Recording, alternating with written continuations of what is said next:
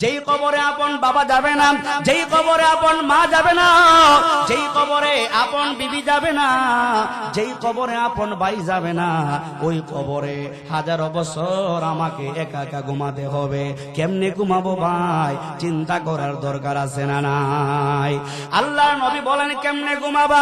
আপনার ঈমান যদি মজবুত হয়, আপনার আমল যদি ভালো হয়, আপনার ঈমানের কারণে, আপনার আমলের কারণে আপনাকে কবরে যখন দাফন করা হবে, আল্লাহর নবী বলেন ঈমানদারকে যখন কবরে দাফন করা হবে, আল্লাহর পক্ষ থেকে মুনকার নাকির ফেরেশতা আসবে, আয়েশা তিনটা প্রশ্ন করবে, তোমার রবকে? আমাদের রবকে?